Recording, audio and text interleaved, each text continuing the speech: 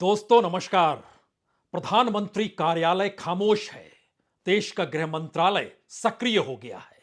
वाणिज्य मंत्रालय के भीतर तमाम फाइलों को टटोला जा रहा है। नीति आयोग अपनी पुरानी रिपोर्ट निकालकर देख रहा है। और इन सब के बीच सरकार के सामने एक ही रास्ता है। इस देश को विकसित बनाना है और विकसित बनाने के रास्ते में एमएसपी के जरिए किसानों को पैसा दिया जाए या कॉरपोरेट के जरिए तकरीबन 2 लाख करोड़ रुपया हर बरस एग्रीकल्चर के क्षेत्र में लगाया जाए।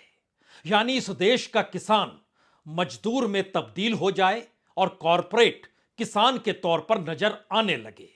अंतर्राष्ट्रीय बाजार में भारत के खाद्यान्नों की बड़ी मांग है और अंतर्राष्ट्रीय बाजार से कमाई भी खूब हो सकती है। और इस दौर में तो ऐलान हो चुका है कि भारत को विकसित राष्ट्र बनाना है। तो ऐसे में अगर किसान के साथ सरकार खड़ी हो गई और ऐसे में अगर एमएसपी को मान लिया गया तो वह पूरी की पूरी कॉरपोरेट की कतार एक झटके में सरकार को दरकिनार नहीं कर देगी।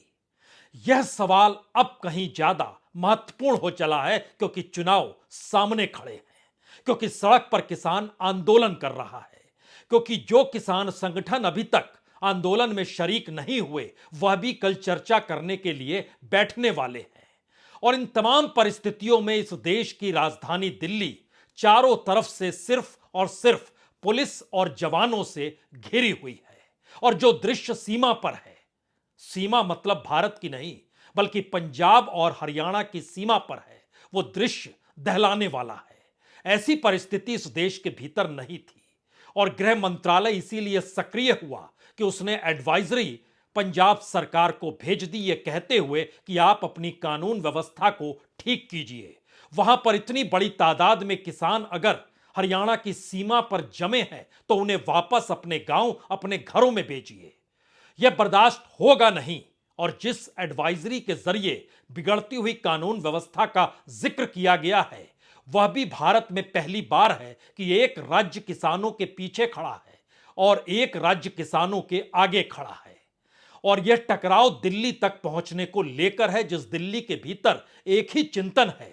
जब इस देश का एग्रीकल्चर बजट 1 लाख करोड़ पहली बार मोदी सरकार के दौर में पार कर गया और उसके बावजूद भी इस देश की विकास दर अब भी उस उफान पर नहीं है जो सोचा गया था 2016 में और ऐलान कर दिया गया था कि किसानों की आय दुगनी हो जाएगी। लेकिन स्थिति तो इस दौर में और नाजुक हो गई और नाजुक परिस्थितियों ने ही कॉरपोरेट और सत्ता के नेक्सस को एग्रीकल्चर के क्षेत्र में ले जाने के रास्ते को खोलने के नियम कायदे बनाने शुरू किए। और नीति आयोग ने एक पूरी रिपोर्ट बनाई जिसमें इस बात का जिक्र है कि जब तक कॉरपोरेट पैसा कृषि क्षेत्र में नहीं लगाएगा तब तक यह देश विकसित नहीं हो सकता है, क्योंकि किसी देश के विकसित होने का मतलब हर व्यक्ति को उसमें शामिल होना होगा। और वर्ल्ड बैंक और आईएमएफ की रिपोर्ट कहती है कि प्रति व्यक्ति आय 10 लाख तो होनी चाहिए, जो इस दौर में जीडीपी के लिहाज से 1,76,000 है। यह अलग मसला है कि इस देश के भीतर किसानों की आय इतनी भी नहीं है। तो आइए आज एक एक पन्नों को खोला जाए। उससे पहले एक तस्वीर कम से कम आज की देख लीजिए। यह दृश्य, एक तरफ सरकार और दूसरी तरफ किसान, और उनके बीच में जो कुछ हो रहा है यह दृश्य देखना चाहिए।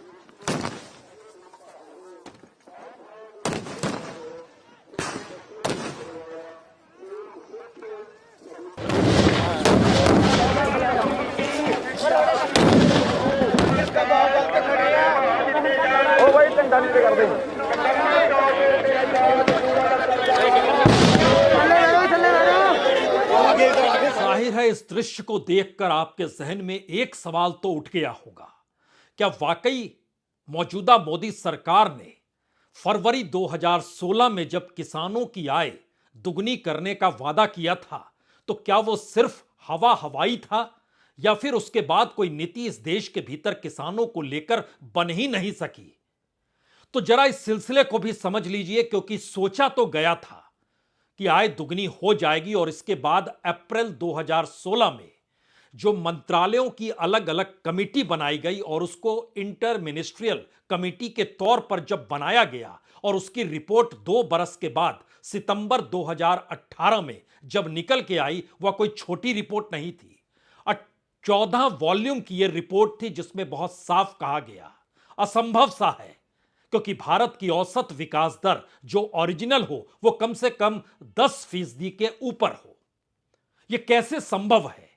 और यहीं से सरकार के पांव तले जमीन खिसकने लगी और उसके बाद कहा गया 22-23 तक अगर 10% से ज्यादा जीडीपी होगी तो ही आप दुगनी आय कर सकते हैं। तो सरकार ने दूसरा रास्ता निकालने की तैयारी की और याद कीजिए, उसके बाद किसानों के लिए स्कीम लाने की शुरुआत की और सोचा कि उनको कुछ इनकम में जोड़ दिया जाए, जिससे किसान दुगनी आय का जिक्र ना करे और सरकार से पैसा उसके बैंक खाते में अगर पहुंच रहा है तो इससे वह खुश हो जाए। लेकिन जितना पैसा किसानों को दिया जा रहा था, उससे ज्यादा राहत और रियायत इसी दौर में कॉरपोरेट को दी जा रही थी, क्योंकि याद कीजिए, जिस वक्त इस देश में किसान सम्मान निधि का जिक्र होता है कि हर बरस 6,000 रुपए किसानों के खाते में जाएंगे, जो छोटे और सीमांत किसान हैं, इसी दौर में जो बड़ी कॉरपोरेट है उनको टैक्स में माफी दी गई। और यह माफी इस देश के भीतर में पहली बार इस रूप में निकल कर आई कि लाखों करोड़ रुपया एक झटके में टैक्स का माफ कर दिया गया। अलग अलग तरीके से डायरेक्ट और इनडायरेक्ट टैक्स में जो माफी दी गई, उस एवज में इस देश के तकरीबन 11 करोड़ किसानों का जिक्र अगर किया जाए तो दोनों के बीच का अंतर लगभग 100 गुने से ज्यादा का है। यानी किसानों को जो पैसा दिया जा रहा था और कॉरपोरेट को जो राहत और रियायत दी जा रही थी, उसमें 1 रुपया बनाम 100 रुपए का अंतर था। लेकिन किसान, उसकी दरिद्रगी, उसकी मुफलिसी, उसकी मुश्किल हालात, इन सब के बीच दुनिया भर से 2 रिपोर्ट निकलकर और आई, जिसने यह बताया कि भारत का एग्रीकल्चर सेक्टर अभी भी कॉरपोरेट के लिए शायद सबसे बेहतरीन फील्ड है। यानी ग्रीनफील्ड के तौर पर उसे मापा गया और वहां पर अगर कॉरपोरेट घुस जाता है तो दुनिया के बाजार में भारत का अनाज भी होगा और भारत का अपना मुनाफा, अपनी विकास दर भी बढ़ेगी। और इस रिपोर्ट को भी आईएमएफ के जरिए लाया भी गया। और कॉरपोरेट उसमें कैसे घुसेगा, इसीलिए ध्यान दीजिए कि सितंबर 2019 में जब किसान सम्मान निधि का पैसा खातों में जाने लगा, तो उसके तुरंत बाद सितंबर 2020 में 3 कानून लाए गए जो कॉरपोरेट के हक में थे। किसान समझ गए इस देश की स्थितियों के भीतर सब कुछ कॉरपोरेट के हवाले करने का है, तो आंदोलन की दिशा में वो बढ़ गए। और उसके बाद 1 बरस तक जो जद्दोजहद चलती रही और इसी बीच में नीति आयोग से पूछा गया कि आपकी राय क्या है। नीति आयोग ने बताया कि यह आय दुगनी का एक मसला है, तो क्यों नहीं इस देश को विकसित राष्ट्र की दिशा में ले जाया जाए। और वहीं से प्रधानमंत्री के तमाम भाषण इस देश को विकसित बनाने की दिशा में चलने लगे। लेकिन इस विकसित राष्ट्र का रास्ता भी इस देश के किसानों को छोड़कर तो संभव हो नहीं सकता है, क्योंकि 60% लोग तो अभी भी किसानी पर ही निर्भर है। तब सवाल था, क्यों नहीं प्रोडक्शन में, मार्केटिंग में और किसानी से जुड़े हुए तमाम जगहों पर कॉरपोरेट पैसा निवेश करे। और इन 3 कानूनों को जब 2021 के नवंबर के महीने में वापस ले लिया गया, तो उसके बाद नीतियों के आश्रय, और वह भी नीति आयोग की पॉलिसीज के तहत, इस देश में कॉरपोरेट के सामने जो व्यवस्था की गई, उसमें यही था कि धीरे धीरे, अभी आप बीज के क्षेत्र में हैं, अभी आप खाद के क्षेत्र में हैं, अभी आप रिटेल सेक्टर में हैं, अभी आप सीधे फल खरीद सकते हैं, अभी आप आने वाले वक्त में जो अनाज का भंडारण होता है जिसको सिलो कहते हैं, उस क्षेत्र में भी आप चुके हैं। तो जितना पैसा इन क्षेत्रों में कॉरपोरेट का अलग अलग तरीके से लगा हुआ है, और उसमें भी प्रधानमंत्री फसल बीमा योजना को भी जोड़ा गया, किसानों की बीमा योजना के साथ साथ जो बीमा कंपनियां थी वह भी इन्हीं कॉरपोरेट से निकली हुई थी। यह रकम जो पूरी कॉरपोरेट को अभी तक जो किसानी के क्षेत्र में डूबे हुए हैं, वह इस देश के बजट से तकरीबन 5 गुना ज्यादा की परिस्थिति उनको मुनाफे के तौर पर दे देती है। यानी अगर बजट 1,17,000 करोड़ का इस बरस का है, तो दूसरी तरफ तकरीबन 5 लाख करोड़ इस देश में कॉरपोरेट सीधे तौर पर जो भी एग्रीकल्चर से जुड़े हुए प्रोडक्ट हैं, फिलहाल उसमें आपको डेयरी भी जोड़ना होगा।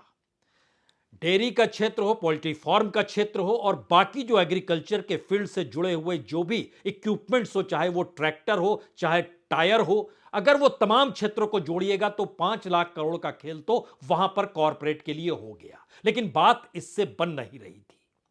इसीलिए एक पूरी प्रक्रिया के तहत अगर ध्यान दीजिएगा तो आज जब 5वीं वार्ता का जिक्र देश के कृषि मंत्री अर्जुन मुंडा कर रहे थे, तो पता नहीं क्यों 3 बरस पहले के नरेंद्र तोमर याद आ गए, जो कि 15 राउंड की बातचीत किसानों के साथ करते रहे, लेकिन निकला कुछ नहीं। उनकी बात सुन लीजिए, उसके बाद इस कॉरपोरेट की बात आगे बढ़ाई जाएगी। हम यही अपील करेंगे कि 5वीं दौर के बैठक के लिए हम सबको आगे बढ़ना चाहिए और ऐसे मुद्दे पर संवेदनशील होकर के हम अपना पक्ष रखें, क्योंकि सरकार भी यह चाहती है कि इसका समाधान हो। तत्कालिक दृष्टि से भी, दीर्घकालिक दृष्टि से भी हमें समस्या का समाधान की दिशा में वार्ता के माध्यम से आगे बढ़ना है। अब वार्ता के बारे में भी विचार करके करेंगे। अभी सब आपको पीसी में करके बताएंगे, वैसे राय कर लेंगे। मैं बोल रहा हूँ अभी विचार कर लें दीजिए। तो सरकार कह रही है 5वीं राउंड की बातचीत, और किसान कह रहा है हम देखेंगे, सोचेंगे, और कल एसकेएम हो या फिर दूसरे किसान संगठन हो, उन्होंने तय किया कि अब क्या वक्त आ गया है कि वह भी इस आंदोलन में कूद जाएं। अगर इन स्थितियों के मद्देनजर सरकार के भीतर के सच को परखिए, तो सरकार यह मान चुकी थी कि किसान सम्मान निधि जो 6,000 रुपए देते हैं, और जो 60 साल जिन किसानों की हो जाती है उनको जो 3,000 रुपए मंथली पेंशन का हमने जिक्र किया, फसल बीमा योजना का जो जिक्र किया, और उसके डाटा जो नीति आयोग को कहे गए आप निकालिए, और इसके ठीक समानांतर जो कॉमर्स मिनिस्ट्री है उससे भी पूछा गया कि कितनी बड़ी तादाद में दुनिया के बाजार में जो अनाज है, अगर उस अनाज को भारत लाया जाता है और अगर भारत के भीतर एमएसपी दे दिया जाता है, तो दोनों के बीच का अंतर बताइए। और जानकारी निकल कर आती है कि दुनिया के बाजार से अगर आप अनाज लेकर आएंगे तो वो सस्ता पड़ेगा, और दुनिया के बाजार के कॉरपोरेट भी चाहते हैं कि भारत के एग्रीकल्चर पर उनका कब्जा हो जाए। और भारत की अपनी स्थिति नीतिगत तौर पर क्या है, अगर ध्यान दीजिए तो लहसुन का एक्सपोर्ट ज्यादा हो गया तो भारत में लहसुन महंगा मिलने लगा, और दुनिया के बाजार में जब प्याज चला गया तो भारत में प्याज भी आंसू निकालने लगा, तो प्याज के एक्सपोर्ट को रोक दिया गया। यानी चेक एंड बैलेंस करते हुए किसानों को साथ लेकर चलने की स्थितियां नहीं है। और अगला सवाल तो यह भी है कि जिस कॉरपोरेट ने इस देश के भीतर एफसीआई के समानांतर और पीडीएस सिस्टम भी अपने हाथ में ले लिया हो, और उसने जो तकरीबन 1,000 करोड़ से ज्यादा का पैसा लगा दिया हो, तो क्या उसको नुकसान पहुंचाया जा सकता है? और इतनी बड़ी तादाद में कॉरपोरेट के लिए जब सरकार नीति बना रही है, तो क्या एग्रीकल्चर का क्षेत्र उनके लिए खोला जाए, या धीरे धीरे डाइल्यूट किया जाए किसानों को, और उनकी पूरी अर्थव्यवस्था के भीतर सरकार उस पूंजी को ट्रांसफर करे बैंक ट्रांसफर के तौर पर कि किसानों को देखिए उनके इनकम में हम राहत दे रहे हैं। यानी सवाल अपने पैर पर किसान खड़ा हो जाए यह नहीं है, बल्कि किसान सरकार के पैसे पर निर्भर हो जाए, और उसके बाद सरकार उस पैसे को कॉरपोरेट के जरिए रोटेट करके किसानों तक पहुंचाए, और धीरे धीरे एंट्री जो है कॉरपोरेट की एग्रीकल्चर के क्षेत्र में कैसे होती चली जाए, इसके लिए कुछ पन्ने और खोलिए। बजट पिछले बरस 99,877 करोड़ का एग्रीकल्चर का था। इस बार बजट ये बढ़ा 1,17,528 करोड़ का हो गया। और इसके ठीक समानांतर जो रिसर्च किया गया, उस रिसर्च में खास तौर पर इस बात का जिक्र था, जिसका जिक्र गाहे बगाहे राहुल गांधी आजकल घूमते फिरते खेतीहर क्षेत्रों में कर रहे हैं, कि ड्रोन से जो रिसर्च किया जाता है वो दरअसल जमीन को मापा जा रहा है, पता लगाया जा रहा है कि कितनी जमीन है, कितनी उपजाऊ है, कितनी बंजर है, किन जगहों को कॉरपोरेट के हवाले किया जा सकता है। यह कोई गलत बात नहीं है या झूठ नहीं है, दरअसल उस दिशा में बढ़ रहे हैं, और उस दिशा में बढ़ते हुए उसका खर्च जो है 9,941 करोड़ रुपए का है, जो रिसर्च इस क्षेत्र में इस दिशा में किया जा रहा है। अब अगला सवाल यह था कि इस देश के भीतर किसानों की जो एवरेज इनकम जो 96,000 रुपए बताई गई 2015-16 में कहा गया था इसको दुगना कर देंगे, दरअसल ये फार्म और नन फार्म, खेती और बिना खेती यानी मजदूरी करते हैं, दूध बेचते हैं, इन तमाम चीजों को लेकर था कि ये आय 96,000 थी, और ये माना गया था कि 22-23 तक 2,71,000 हो जाएगी। लेकिन झटके में इस दौर में यह सिर्फ 1-1.25 के आगे बढ़ नहीं पाई। तो बड़ा झटका इसलिए था क्योंकि अब आप विकसित राष्ट्र की दिशा में बढ़ रहे हैं। तब यहां पर सवाल आया कि नीति आयोग क्या कहता है। नीति आयोग ने कहा कि कृषि के क्षेत्र में अगर वृद्धि दर तेज करनी है तो कॉरपोरेट सेक्टर को निवेश बढ़ाना होगा। अब सवाल था कितना बढ़ाना होगा। तो जितना बजट इस देश के भीतर एग्रीकल्चर के क्षेत्र को लेकर है, उसका लगभग दुगना हर बरस कॉरपोरेट को पैसा डालना होगा अगले 5 बरस तक, पहले राउंड में। उसके बाद जब उनके पास सारी चीजें आ जाएंगी तो उसके बाद कॉरपोरेट पैसा और बढ़ाएगा। लेकिन एक क्षण के लिए जरा आप यह सोचिए कि जब जब एमएसपी का सवाल आता है तो एमएसपी का सच क्या है। आपको जानकर हैरत होगी कि 10% किसान भी नहीं जानते हैं या उस दायरे में आते ही नहीं है जो कि एमएसपी पर सामान बेच पाए, यानी 90% तो भूल जाइए। चाहे वो पैडी हो, चाहे बाजरा हो, चाहे कॉटन हो, चाहे सोयाबीन हो, चाहे मकई हो, चाहे अरहर हो, मूंग दाल हो, उड़द दाल हो, मूंगफली हो, बिल्कुल नहीं। इस दौर का अगला संकट यह था कि सरकार एग्रीकल्चर पे जो 15-16% जो अलग अलग जगहों पर सिंचाई के लिए जो काम करती है और जो उसको सब्सिडी बीज को लेकर और खाद को लेकर देनी पड़ती है, तो क्या कॉरपोरेट अगर पूरे तौर पर उसको अपने हाथ में ले ले तो सब्सिडी भी राहत के तौर पर आ जाएगी और वो पैसा ट्रांसफर किसानों की राहत रियायत के लिए इस ट्रांसफॉर्मेशन के दौर में कर दिया जाएगा। तो एमएसपी पर मानने की बात कहां से है।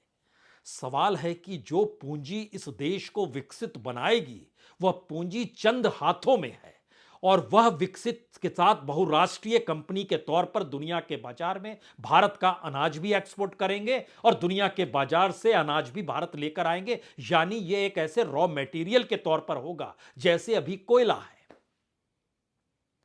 और भारत के भीतर में जो 2028 तक का टारगेट लिया गया कि हम 5 केजी अनाज फ्री में देंगे, उसके पीछे भी मंशा बहुत साफ है कि कॉरपोरेट की एंट्री कैसे हो, और इस दौर में जो भी अनाज हम ले रहे हैं किसानों को लगे कि सरकार उस अनाज को इन्वेस्ट कर रही है, दे रही है, क्योंकि अंतर्राष्ट्रीय बाजार में भारत के भीतर अगर एमएसपी और बाकी सवाल जुड़ेंगे सब्सिडी के तो वो महंगा पड़ जाएगा।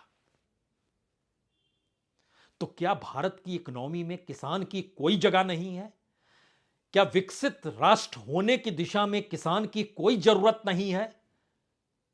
सच तो यही है कि भारत का किसान और इस देश का किसान मजदूर जो खेतों में काम करता है, चाहे वो मनरेगा के तहत ही क्यों ना हो, इस देश के भीतर में जब कॉरपोरेट सेक्टर एग्रीकल्चर के क्षेत्र में जाएगा तो एग्रीकल्चर की जमीन हो यानी खेती की जमीन हो, या फिर इस देश के भीतर इंडस्ट्री और इंफ्रास्ट्रक्चर को बढ़ाने के लिए जो पूरा बेसिक इंफ्रास्ट्रक्चर इस देश के लिए पूंजी के लिए चाहिए, वह कॉरपोरेट के हवाले किया जा सकता है। राजनीतिक तौर पर निर्णय कौन लेगा, कैसे लेगा, क्योंकि बात यही नहीं रुकती और विकसित भारत में 2047 तक विकास दर आपकी किसी भी हालत में 7-8% के नीचे नहीं जानी चाहिए। आईएमएफ की रिपोर्ट कहती है, वर्ल्ड बैंक कहता है कि अभी जो आप इस देश की प्रति व्यक्ति आय 1,71,000 करोड़ रुपए 1,71,000 रुपए बतलाते हैं वो बढ़कर 10 लाख रुपए होना चाहिए और कृषि क्षेत्र में विकास दर हर हाल में 4% के ऊपर ही रहना चाहिए, जो संभव नहीं है इस दौर में जिस तरीके से सरकार एक तरफ कॉरपोरेट में पैसा देती है, रियायत देती है और उस पैसे को पॉलिटिकल वे में रोटेट करके अपनी राजनीति भी साधती है और फिर उसका कुछ पैसा डाइवर्ट करती है जो बैंक खातों में भी करती है। तो क्या यह इकोनॉमी का पूरा एक ऐसा साइकिल सरकार ने बना लिया जिसके भीतर किसान वाकई फिट नहीं बैठ रहा है? यह संकट इसलिए है क्योंकि पॉलिटिकल फंडिंग इलेक्शन के लिए चाहिए। 3 काले कानून जो लाए गए कॉरपोरेट के लिए इसीलिए लाए गए। एमएसपी को लेकर सरकार नई स्ट्रेटजी इसलिए बना रही है। जो मंडी की भूमिका है और जो इस दौर में अलग अलग भंडारण की व्यवस्था होती है, एमएसपी अगर एक बार डिसीजन हो गया तो फिर भंडारण की जरूरत क्यों पड़ेगी? हर किसान मानकर चलेगा जहां भी अनाज खरीदा जाएगा एमएसपी पर खरीदा जाएगा और एमएसपी पर सरकार को नहीं खरीदेगी और बाहर से मंगाएगी तो इस देश के भीतर फिर एक नई राजनीतिक, सामाजिक, आर्थिक लकीर खींचने लगेगी जिसमें सरकार कैसे सामना करेगी। उसे तो हर हाल में व्यवस्था ऐसी करनी है जिसमें सरकार की सत्ता खिसके नहीं। इस देश में किसान वोटर जरूर है लेकिन किसान के जरिए इस देश की इकोनॉमी को नहीं संभाला जा सकता है। यह नीति आयोग की रिपोर्ट और वर्ल्ड बैंक की रिपोर्ट साफ तौर पर कहती है और सरकार मानकर चलती है कि वोटर को वोटर ही रहने दिया जाए, चाहे वो मजदूर के तौर पर हो, क्योंकि उसी के बाद तो इस देश के इंफ्रास्ट्रक्चर के लिए जो मजदूरों की जरूरत पड़ेगी वो सस्ते में मिल जाएंगे और दुनिया भर से जो निवेश होगा उसमें जमीन भी हम देने की स्थिति में रहेंगे, उसके लिए बेसिक इंफ्रास्ट्रक्चर भी उस कॉरपोरेट के लिए बना पाएंगे और मजदूरों की तादाद सस्ते में उपलब्ध होगी क्योंकि अब दूसरे ऑप्शन उनके पास बचेंगे नहीं। तो क्या इतनी बड़ी लकीर अगर सरकार खींच चुकी है तो ऐसे में फिर किसान कहां टिकता है? और किसान को लेकर जो स्थिति इस देश के भीतर में है उसमें क्या गृह मंत्रालय की यह एडवाइजरी भर है जो उसने पंजाब सरकार को कहा कि कानून व्यवस्था मेंटेन कीजिए, लॉ एंड ऑर्डर की सिचुएशन आपके यहां डिटोरिएट कर रही है और किसान आंदोलन के मद्देनजर हम ये मान रहे हैं कि हालात ठीक नहीं है, ये बहुत गंभीर बात है। लेकिन फिर इसके आगे की बात आती है उसी कॉरपोरेट की जो मार्केटिंग के क्षेत्र में घुस चुकी है लेकिन प्रोडक्शन के क्षेत्र में नहीं घुसी है, यानी अभी उत्पादन में उसने निवेश नहीं किया है। डेयरी के सेक्टर में घुस चुकी है लेकिन कृषि के क्षेत्र में नहीं घुसी है। लेकिन कृषि तक पहुंचने के रास्ते में सड़क हो, बिजली हो, बाजार हो, डिजिटल प्लेटफॉर्म हो, इंटरनेट हो, इस क्षेत्र से वो घुस चुकी है लेकिन अभी डायरेक्ट खेत की जमीन तक नहीं पहुंची है, यानी घेराबंदी कर ली गई है। सवाल सिर्फ यह है कि इस दौर में किसान कब हाथ खड़े कर दे और कॉरपोरेट की एंट्री हो जाए, क्योंकि बीज का क्षेत्र हो, फर्टिलाइजर का क्षेत्र हो, कॉर्न का क्षेत्र हो, सोयाबीन हो, पोल्ट्री हो, इन सब क्षेत्रों में भी कॉरपोरेट अपने तौर पर 60% से ज्यादा घुस चुकी है। सवाल तो यही है इस देश के भीतर में जिस एग्रीकल्चर पर भारत की सबसे बड़ी जनसंख्या निर्भर है वो मजदूर में तब्दील कर दी जाए और उस मजदूरों के जरिए इस देश के भीतर में इंफ्रास्ट्रक्चर डेवलपमेंट भी देखे और इंडस्ट्रियलाइजेशन भी देखे। क्या ऐसी स्थिति है? क्योंकि सिलो स्टोरेज अगर आप देखिए तो 700 करोड़ रुपए से ज्यादा पिछले दिनों अडानीज ने लगाया।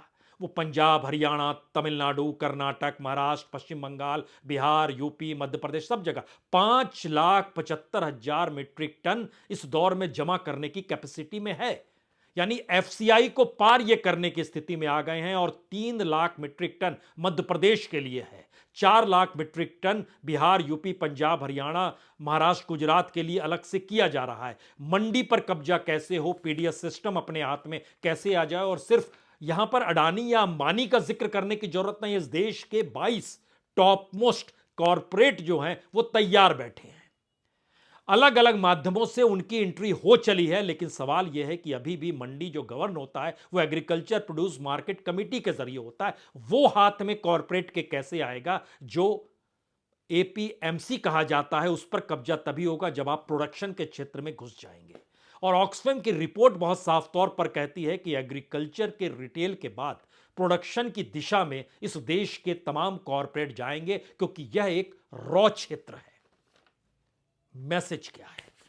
मैसेज बहुत साफ है कि इस देश के प्रधानमंत्री के सामने उनकी अपनी आर्थिक नीतियों ने ही इस देश के ऊपर ऐसा शिकंजा कसा हुआ है जिसमें एमएसपी का सवाल किसानों के हक के लिए संभव नहीं है और बार बार जिक्र जब राष्ट्र नीति का सरकार करने लगे तो आज राष्ट्र नीति उस दिशा में जा रही है जहां पर किसान को मानना पड़ जाए कि दरअसल वो राष्ट्र के लिए है, राष्ट्र किसान के लिए नहीं है। ये लकीर खींचने की तैयारी हो रही है, यह शुरुआत हो चुकी है, क्योंकि कॉरपोरेट से 2028 तक वह भी प्रोडक्शन के क्षेत्र में 2 लाख करोड़ रुपए तो हर हाल में चाहिए और अलग अलग माध्यमों से जो प्रोडक्शन से हटकर हैं उसमें कॉरपोरेट का पैसा तकरीबन 4.5-5 लाख करोड़ रुपया लगेगा। जो इस दौर में मुनाफे के तौर पर वो कमा रहे हैं उन्हें पता है कि दरअसल यह क्षेत्र में अभी बहुत गुंजाइश है। तो यह गुंजाइश खेती के क्षेत्र में किसानों के लिए नहीं, कॉरपोरेट के लिए है, क्योंकि सरकार कॉरपोरेट के कंधे पर सवार होकर इस देश को विकसित बनाने की दिशा में चल पड़ी है और नीति आयोग से लेकर आईएमएफ और उसकी रिपोर्ट सरकार को बार बार हाँक रहे हैं, आप सही कर रहे हैं।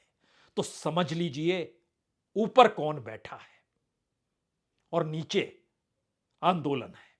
बहुत बहुत शुक्रिया, बहुत बहुत शुक्रिया।